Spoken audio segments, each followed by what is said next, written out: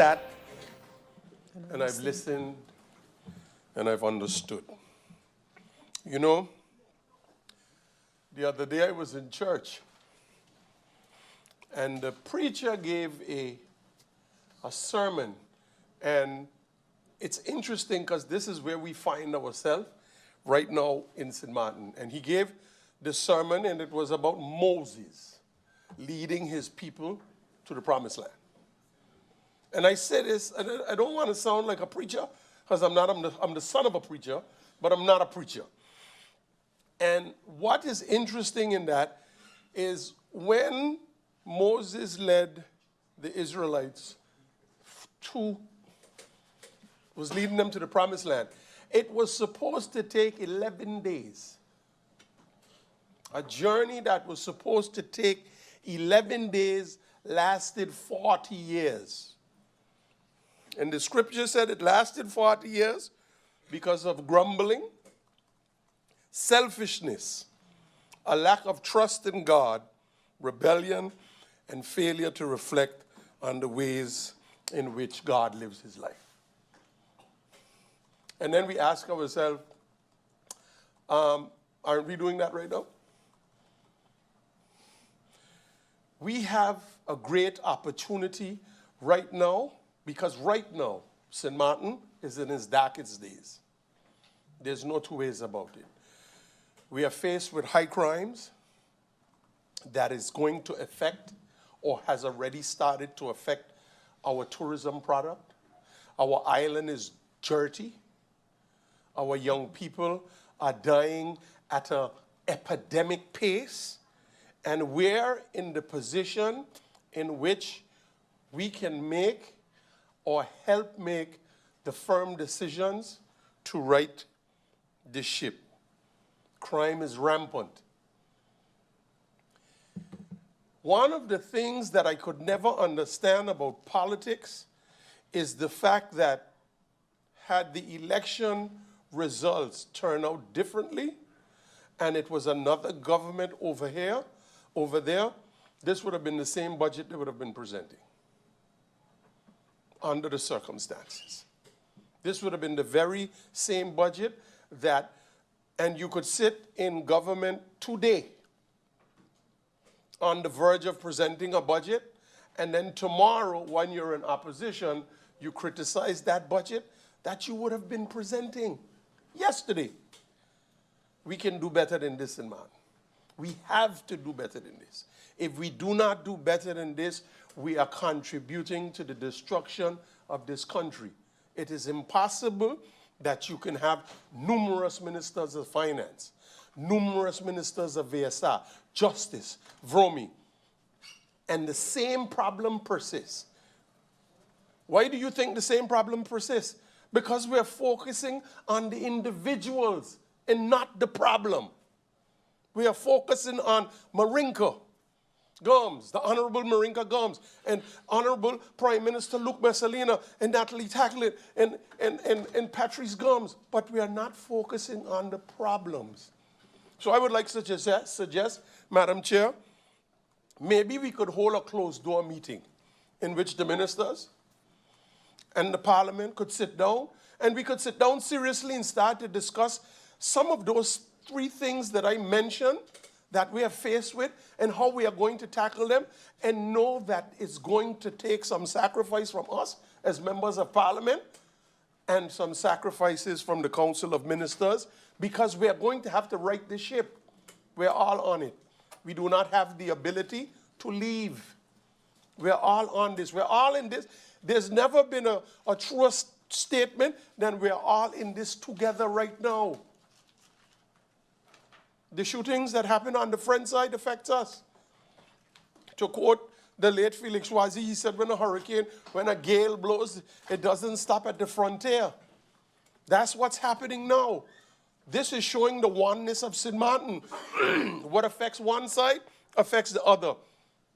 Yet, we come in and we make it about individuals. It's not about individuals. The problems that, and that's what's happened.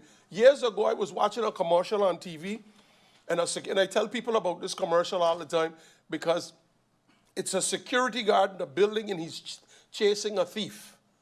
And on the ceiling, they have sector 13 and 14.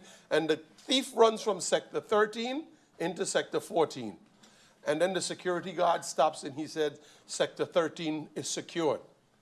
We're taking care of what we have to take care of, and we don't worry with anything else. That's where we are today. And that's because each and every citizen of this country have forgotten what their responsibility to this country is. It's not only the politicians, it's every citizen. We speak about the garbage, and yes, this is the dirtiest I've ever seen St. Martin. But it, just like it isn't the minister of Romy throwing the garbage, it also isn't the garbage contractors. It's we as citizens. That's where we are. We've lost our pride. We do not, St. Martin has become a transient community where we do not care. It's a place where people could come, make money. It's lawless. The social fabrics of this country has totally broken down. Why?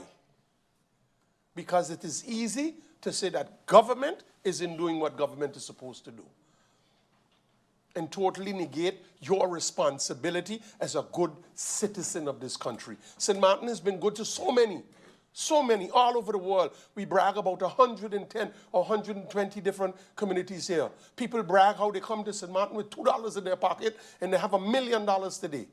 That's what they brag about this little 16 square mile island has done for them. This little island with so much potential, and what we are doing to it now, we are destroying it. Because you know why?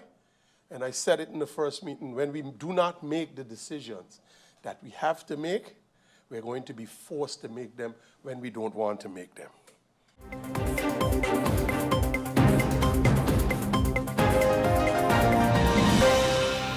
I would like to quote the Honorable Minister Marinka Gomes. Tax revenues for 2025 are projected at $453 million, up from $426 million in 2024. This growth is largely driven by increased wage and turnover taxes, supported, now this is the important part, supported by new construction projects that are expected to stimulate employment. The reason why I smile and I mention this, Madam Chair, is because I took a beating in the last election and the election before that, because you signed too much building permits, you're overbuilding. Now, 2 seats down from the Minister of Finance right now, there's the Minister of Vromi, who, in my opinion, based on certain statements, whether it's from the party or separately, individually, is anti-development to a certain extent. And then they use the word sustainable. But my thing is, through you, Madam Chair, is that we have to be clear to the people, because if you ask me, I am under the impression, and my colleague, I think it was MP Irian, asked the question earlier, are we going to see a building stop?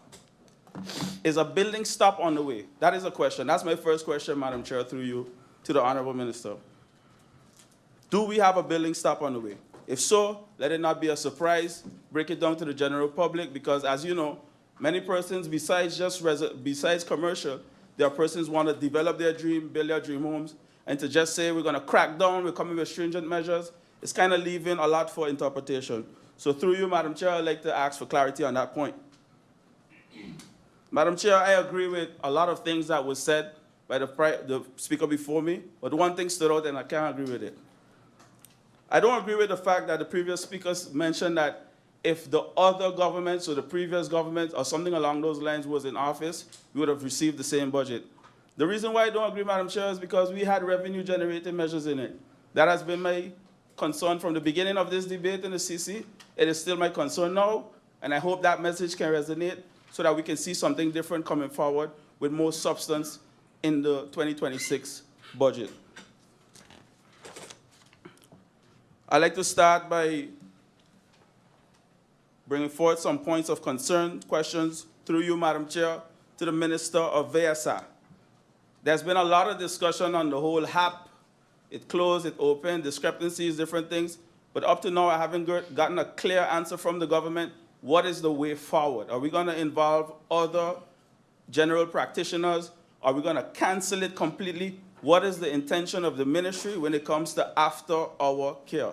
Because, Madam Chair, I must say that I'm someone for sure that have made use of it, whether directly or indirectly, And having that option is a great thing for your people because we know how overcrowded the emergency room can get and how difficult it is at times to get attention. And sometimes you're not even in an emergency, but you require care. So that is my next question to you, Madam Chair. How far are we with the HAP? What is the intention? What is the vision of this minister, this current minister, with regards to after-hour care?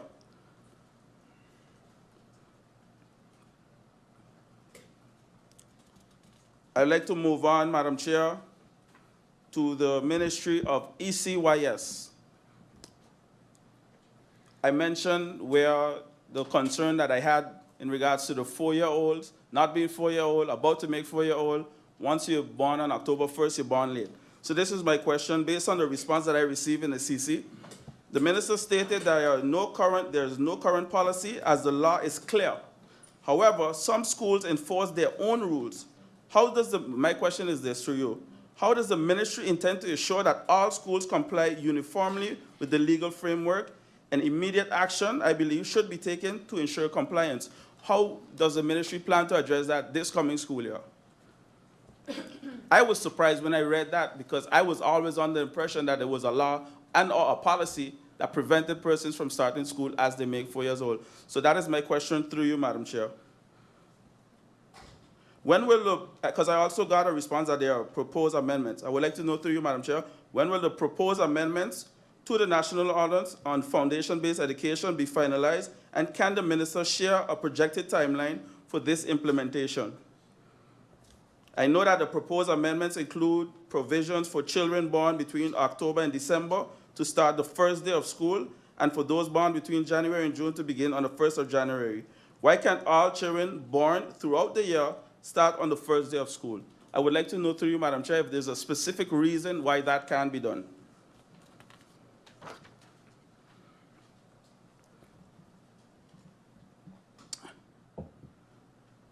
As it relates to technical and vocational institution and the subsidy calculations, I would like to know the following. The minister mentioned that a review of the lump sum system, the LSS, but provided a timeline extending to 2029 for a comprehensive assessment. Given the urgency, Madam Chair, can the ministry expedite the assessment for technical and vocational institutions? Is this an option? I would like to know through you, Madam Chair. And I would also like to know, has the ministry conducted an interim analysis of the subsidy models that addresses the inadequacies, particularly in addressing the high operational costs of technical schools? If not, can this be a priority? Is it a priority? What is the update with regard to that particular subject matter? I move on now, Madam Chair, to the Ministry of Finance. I would like to know, Madam Chair, where in the budget, where in the 2025 national budget of Country St. Martin can I see, or any member of parliament, or citizens of St. Martin for that matter, see that there are efforts to acquire Mullet Bay? Because a lot of talk can be had with first right refusal, no first right refusal. We hear debate in the budget today, Madam Chair. If the CBS, Central Bank of Curacao and St. Martin, put Mullet Bay up for sale, and we happen to win, how do you plan to acquire it? Then you're going to rush to Parliament and ask for a budget amendment? That is my question. Where in the 2025 budget are funds allocated for the purchase of Mullet Bay?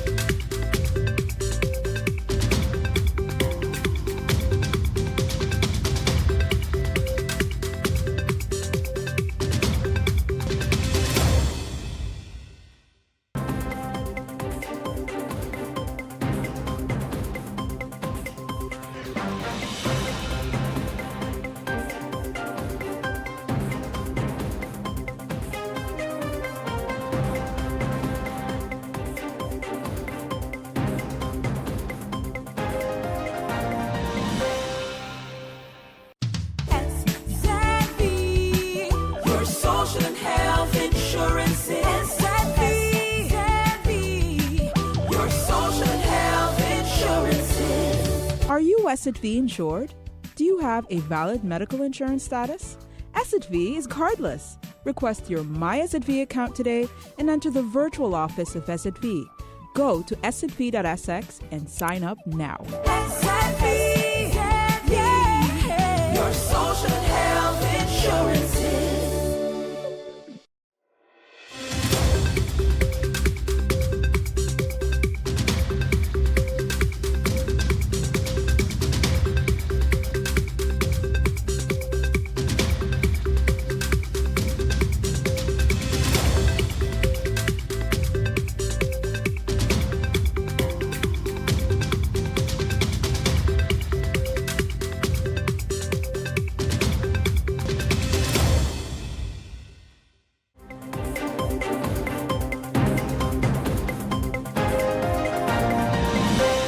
We all have seen what has been transpiring within the last couple of months in society, but also within the ministry itself.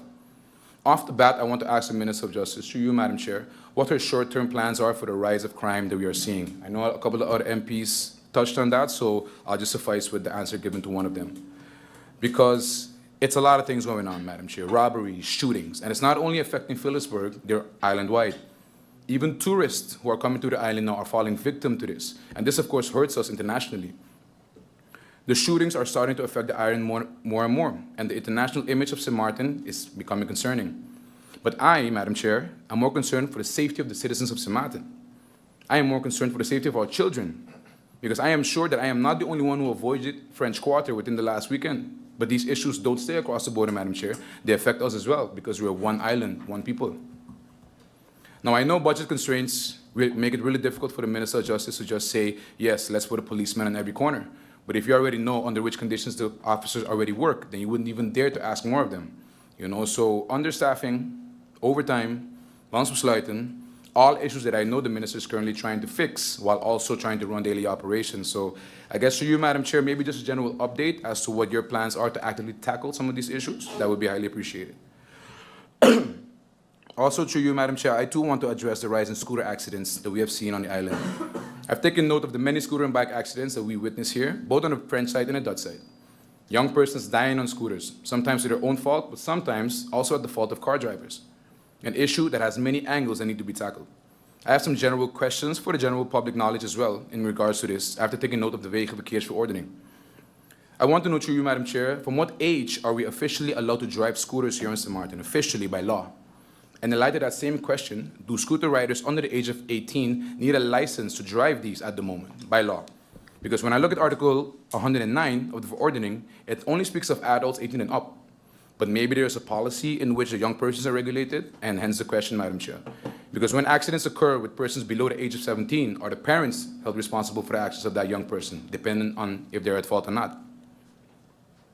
Also to you, Madam Chair, what is the maximum speed for a scooter that a scooter is allowed to reach, and how is that being regulated? Do scooters also have to go through a yearly inspection? And if that is the case, I would ask the Minister to you, Madam Chair, in hoeverre kunnen wij dat aan? Because we have way too many. Can we even regulate this? And if a scooter is deemed to be going too fast, does it get impounded? And then does it end up by the police station, which is also getting saturated with too many scooters? So again, you know, the Minister, it's a very, I would say, broad issue that I think that we need to just tackle step by step. I myself see many scooters swerving in the middle of the driving lane whilst horning the horn. But I know for a fact that that is not allowed by traffic law. Scooters and bikes are supposed to drive on the right side of the road, behind the cars, and only get to go in the middle when they want to pass somebody. After that, they should go back to the right side. Yet I've seen scooters fly in the middle just by continuing to honk, and that means that we have to get out of the way as car drivers.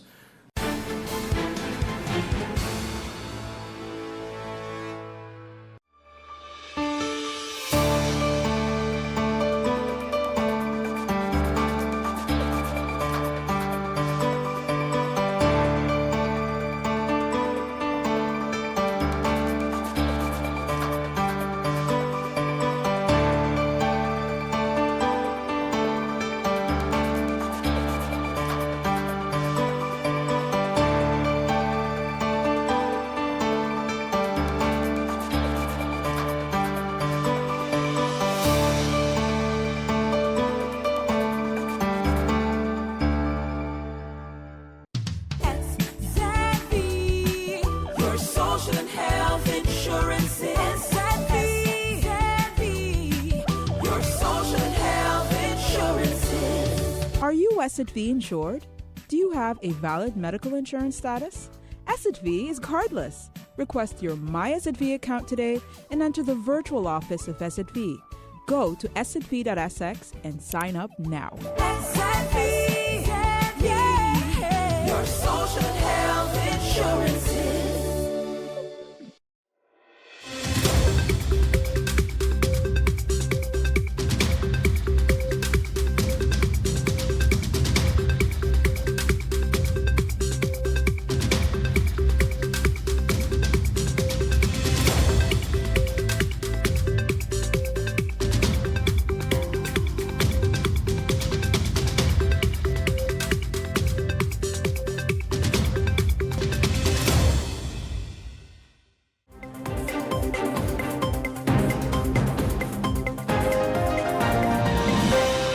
There has been a lot of talk in the meeting regarding whether the budget is acceptable by some, whether it's an optimistic budget or not. The optimism expressed by members of the Council of Ministers, I share that optimism because I believe as leaders of this country, regardless to the circumstances, we need to be able to take on our responsibility and lead with hope and determination. So I share that optimism, but at the same time, very, very cognizant of the realities faced by this government. What those realities are became quickly evident by a very short note of amendment presented by the Minister of ECYS. And what needed to be done in order for that ministry to acquire a few or be able to fill a few functions was actually to, from the same budget, cut some posts of projects and other such programs of that ministry, because there is not much wiggle room in the budget. But I believe to confidently make the next steps, we need to know where we stand today and where we've come from. So not going too far back, in the latter part of 2023, as we were approaching the end of the former governing term 2020 to 2024, we all readied ourselves for the elections of January 2024. For us, and in this case I speak of the Democratic Party, that was after having sat out elections for approximately 8 years. A colleague of mine earlier referred to the year 2024 and indicated that the majority of the government now, in the next couple of months, would have been in office for a year. Really?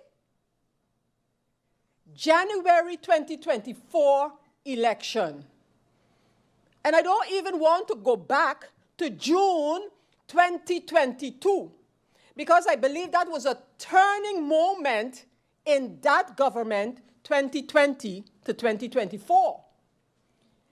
Elections, January 2024. A new parliament sitting in February 2024. The government, which I supported, taken office on the 3rd of May. By the 20th of May, that government was informed that they no longer had a majority, only within the next couple of days to be told that that majority was reestablished. And in the meantime, elections were called. And so we had elections again, with everything that happened between that date and the elections of August 2024. Can anyone really say that members of this government in the next couple of months is going to have a year in government and a year of governance?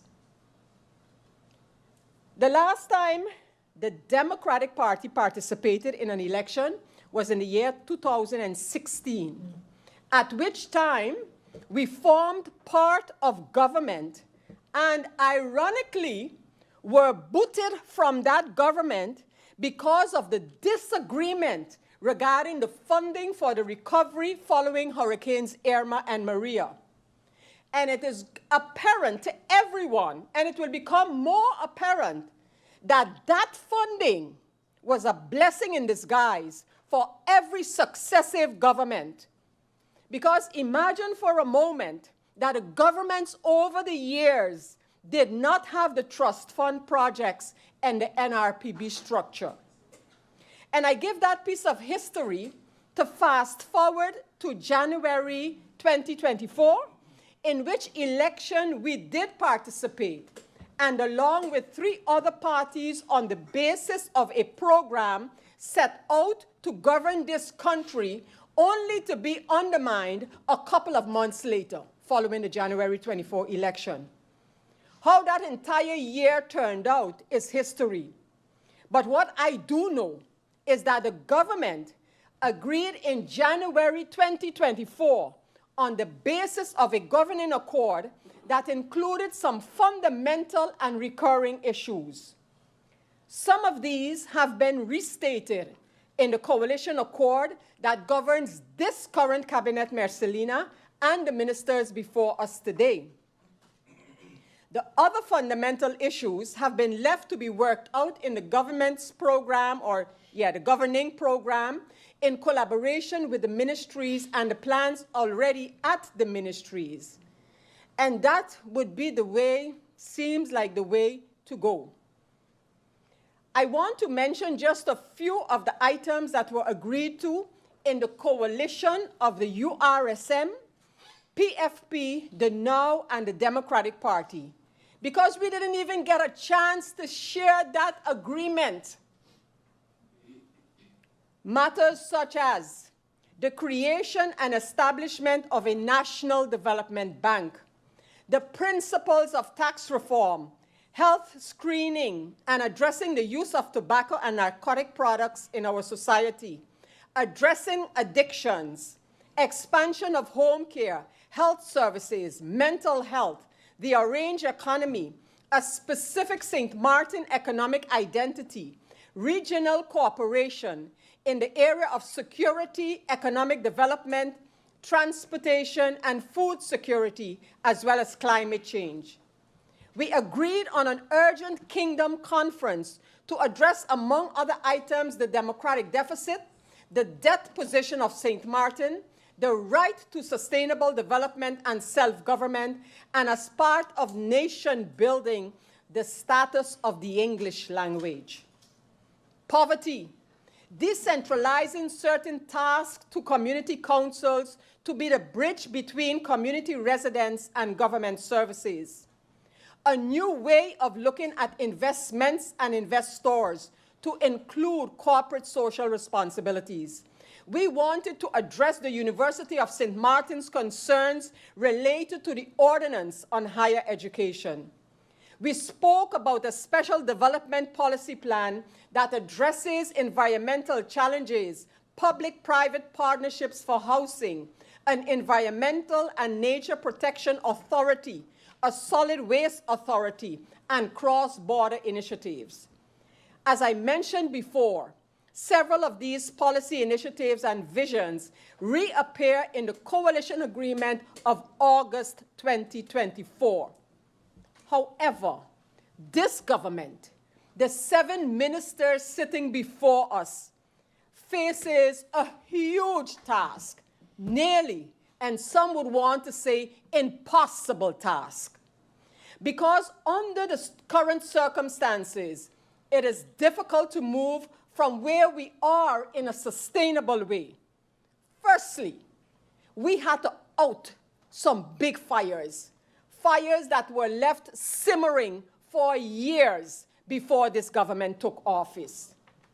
Our budget, in its current form, leaves very little room for growth. This one, the one before it, and the one before that, and the one before that.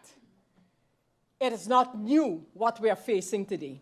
What is new is that this government is owning up to it, that is the situation before us. I am of the firm belief that we will never, under the current circumstances and regulations, reach at a point where the CFT is no longer necessary because we would have fulfilled the balanced budget criteria. Not in this day and age. We cannot 1 minute be considered equal and share kingdom responsibilities in this same budget. Other times we are patronized, and then other times we are ridiculed. And you have heard it from all our ministers in their presentations. So there is no lack of plans, there is no lack of vision, but there is not capacity, and there is no additional money for that capacity. And then, of course, as also acknowledged, we lack data. In 2020, December 2020 to be exact, after a lot of playing the cat and mouse game with the Dutch government, we were forced to accept the country package that was already designed for Curacao and Aruba, an opportunity lost for us to be the initiators of the country package that we are executing today.